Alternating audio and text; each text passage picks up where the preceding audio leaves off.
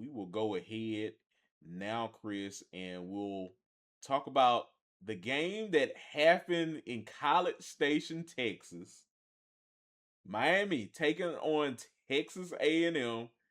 This game was crazy, but in the end, Chris, there had to be a winner. There had to be a loser, unfortunately. And Miami comes out on top 10-3. Yes, that is not a typo, folks. That was the score.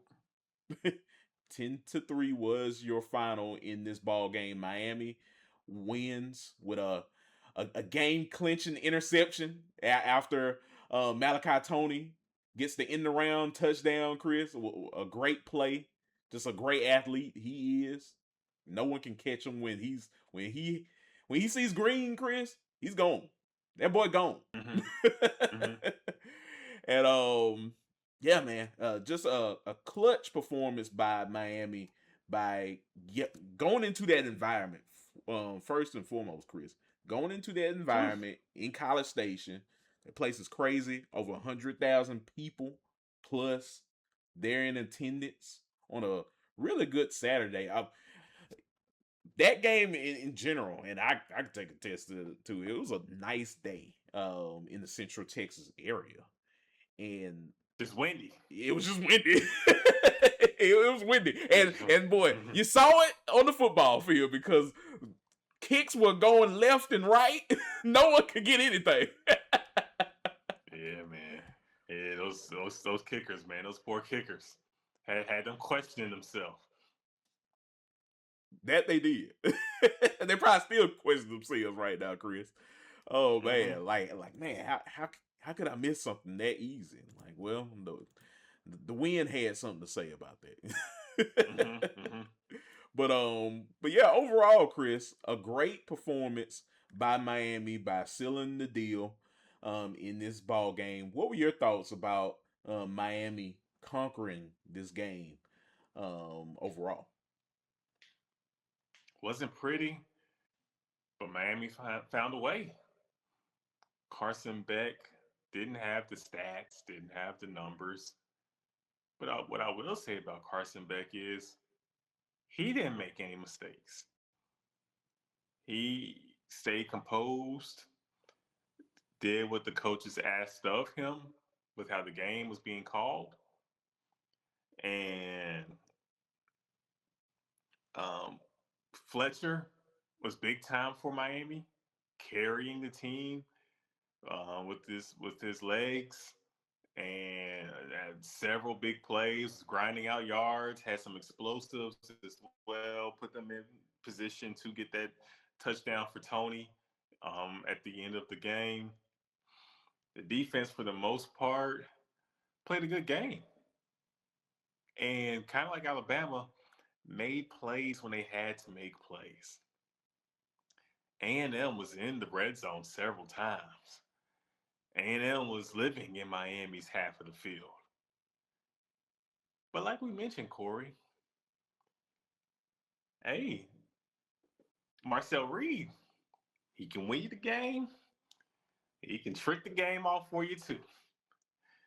And Marcel Reed tricked this one away, boy. He had some tough ones, some plays, some interceptions, fumble. He had the kicker forgetting how to kick, had to put the other kicker out there and have him try to brave the elements.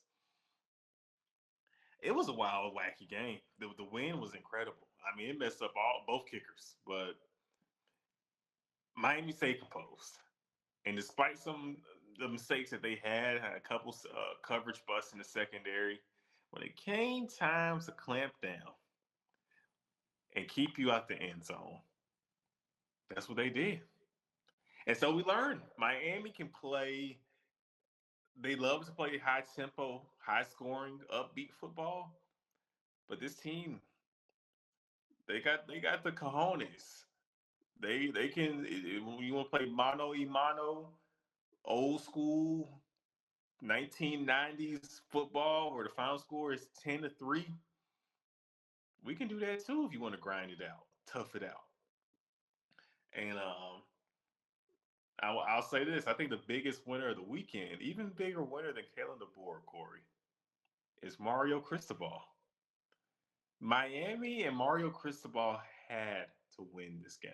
With everybody has been talking about with the talent you're having at Miami, and you can't make the playoff, or you make the playoff, well, you got to produce.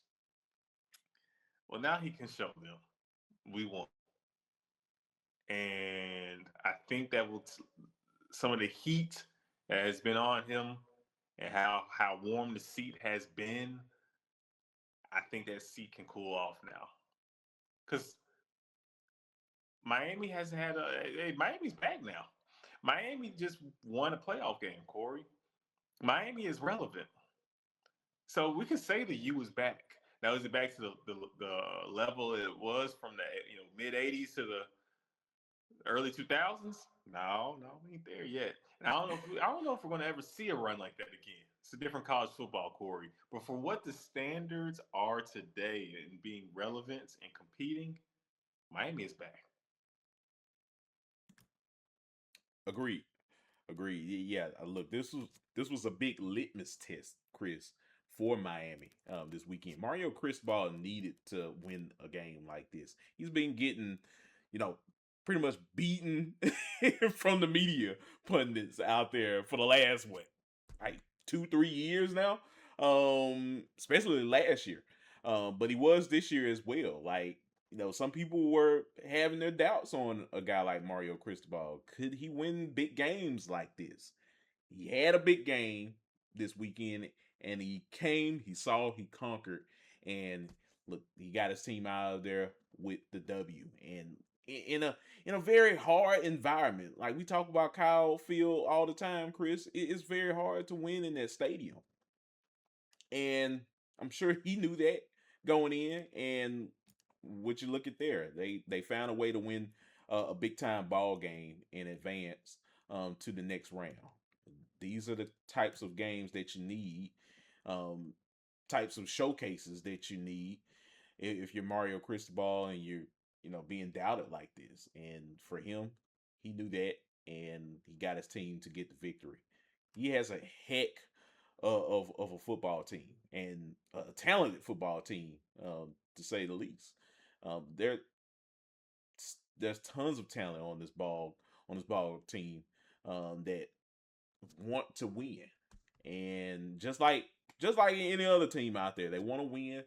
They want to produce, and it is great to see that they found a way to win this ball game. Indeed, I love what I see week in and week out from Malachi Tony. This guy's just a freshman doing what he's doing, and he just got there. This man, this man should be somewhere high fiving his teammates after winning a state championship or something right now. Like he really isn't supposed to be playing for Miami right now, but he's there helping this team out going into the next round against Ohio State, which is going to be a really big game. Interested to hear your take about that, Chris. But yeah, it's great to see moments like this. And just like Kalen DeBoer, another guy that was also doubted as well, winning a playoff game indeed. So it's great to see these coaches and great to see these programs find ways to win games where there's a lot of people that are doubting them,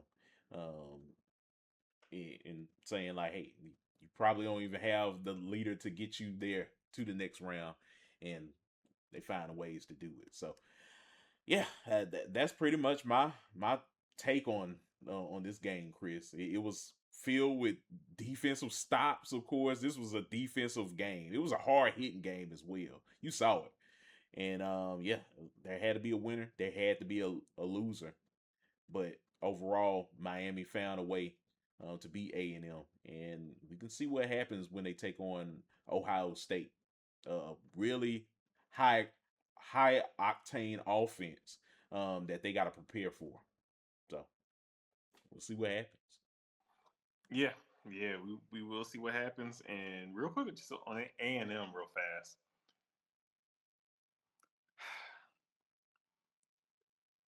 They want to figure some things out with Marcel Reed, Kory. I know Marcel is still relatively young. I want to say he's a sophomore. Um, he needs to clean some things up this offseason, man. He can take this team far. I just don't know if he's that guy. Is this Marcel Reed's ceiling? He had a great season. Made mistakes too, though, and I think the level of competition that he played made it to where they weren't able to be fully exposed and undressed due to the mistakes he was making. They still were just that much better than those teams that they were playing. I don't know if that's going to be the case next season.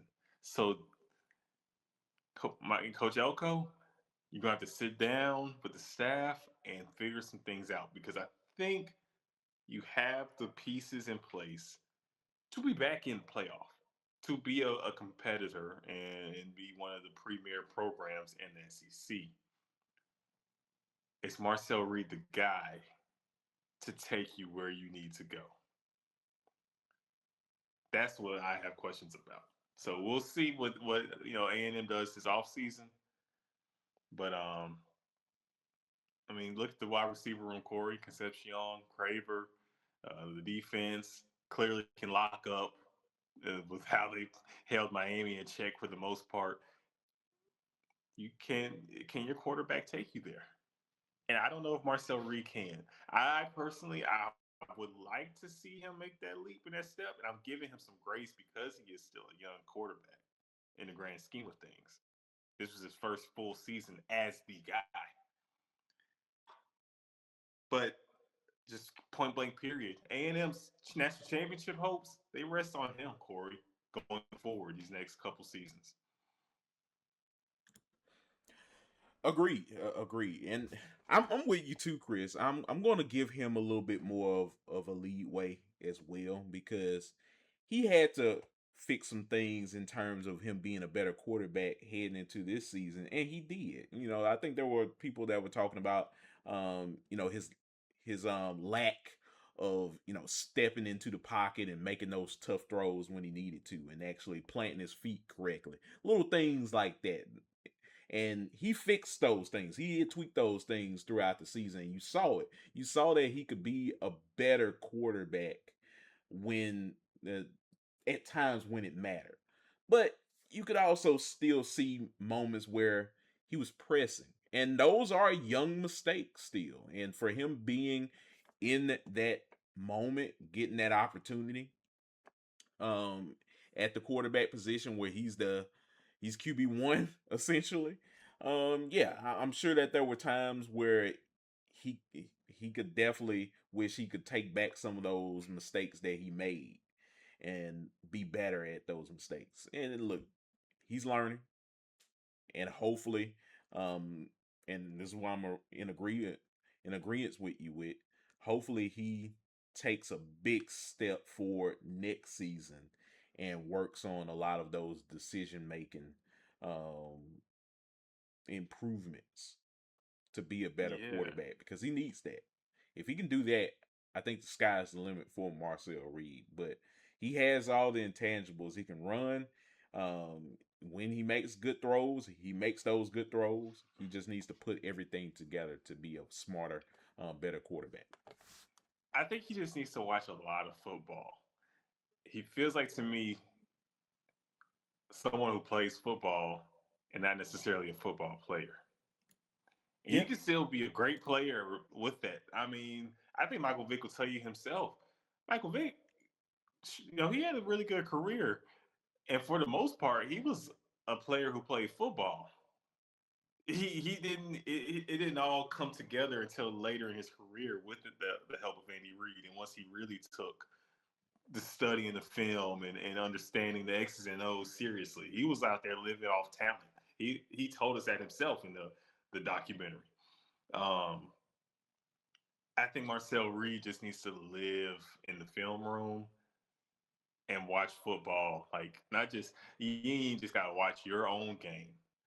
Like watch football in general. It could be from the '90s, the 2000s. Like literally just lab watching football, lab watching what great quarterbacks do. Because he has capabilities. He's just a little off timing sometimes. He wants to see the receiver be open.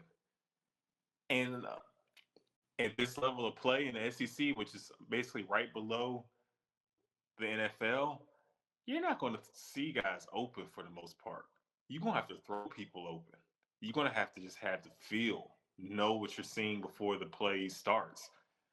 And if he can get to that level, I mean, it can make him a top 5, top 3 pick in the NFL draft after next season. He's that kind of talent. If he makes that kind of leap, A&M can very well win the national championship. Marcel Reed can win the Heisman, and Marcel Reed could be a guy that's going top 3 in the NFL draft after next season. I agree with you, Chris. Definitely, most definitely. So yeah, there's still time for him to be a really good quarterback. Like I said, he just needs to put it all together, and hopefully he does heading into next season. Because I think Texas A&M can run this back again next season and be right there in it. You Mm-hmm. know, I think Mike Elko is locked in making sure he has a dominant defense in the SEC. Has to in this league, no doubt about it.